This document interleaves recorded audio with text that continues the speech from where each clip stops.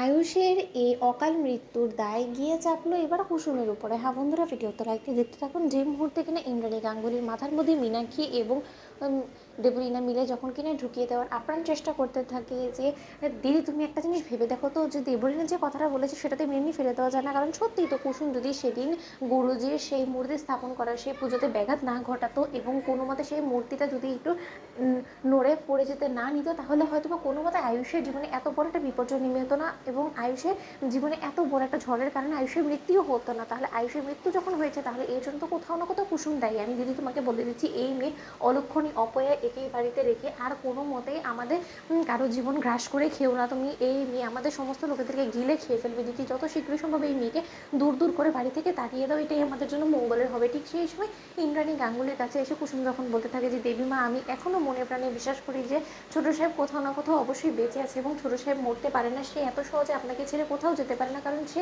আপনাকে এবং ওই গোটা গাঙ্গুলি পরিবারকে সব থেকে বেশি ভালোবাসে এবং আপনাদের কাউকে ছেড়ে সে কী করে বা থাকতে পারে বলুন তো।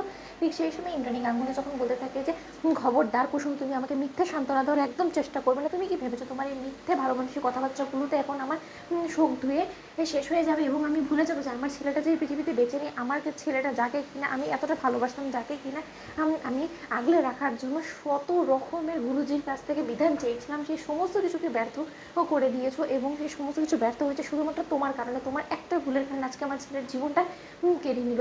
এবার তুমি বুঝতে পারছো যে তুমি কতটা অপয়া অলক্ষণী, তা সত্ত্বেও তুমি এই সমস্ত কথাবার্তা বলে আমার আর ছেলে যাতে মরেও শান্তি না পায় সেই ব্যবস্থা করছো। শোনো, তোমাকে একটা কথা বলে রাখছি, তুমি কিন্তু কোনো মতে আয়ুষ বেঁচে থাকার এই মিথ্যে গুজব রয়েছে কোনো মতেই আমার হাত থেকে পার পাবে না। ঠিক সেই সময় কুসুম বলতে থাকে যে আমি কোনো মতে মিথ্যে কথা বলছি না, তার যথাসাধ্য পরিমাণে কারণও আছে। দেবীমা, আপনার কেন বিশ্বাস হচ্ছে এই কথাটা যে আপনি যে ডেড বডিটা দেখেছেন সেটা আপনার সন্তানেরই? আপনি তো মা, আপনি তাকে জন্ম দিয়েছেন, আপনি বুঝতে পারছেন না যে সেই ডেড বডিটার সঙ্গে ছোটো সাহেবের কোনো মিল নেই, সেটা সম্পূর্ণ বেমিল।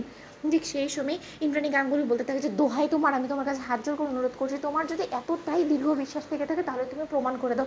আমিও দেখতে চাই যে তোমার মুখের কথার সঙ্গে কাজের কতটা মিল এবং আমার ছেলেটাকে জীবিত করে আমার চোখের সামনে এনে দাঁড় করিয়ে আমাকে দেখাও কুসুম সরকার, তবে আমি মানবো যে তুমি যে কথাগুলো বলছো সেটা সত্য। আর যদি সেটা করতে না পারো, আগামী 15 দিনের মধ্যে তুমি এই বাড়ি থেকে অনেকটা দূরে চলে যাবে, যেখানে কিনা তোমার এই অলক্ষণী অপয় মুখটা অবধি আমাদের দর্শন করতে হবে না। ঠিক আছে তো কুসুম সরকার?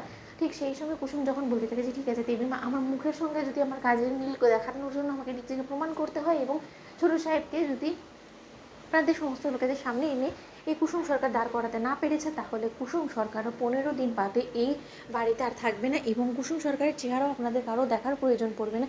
এটা কুসুম সরকারের প্রতিজ্ঞা। এবার আমি দেখি যে কী করে কুসুম সরকার এই প্রতিজ্ঞাটুকু পূরণ করতে পারে। তো বন্ধুরা, লাইক এবং শেয়ার করে সাবস্ক্রাইব করতে ভুলো না।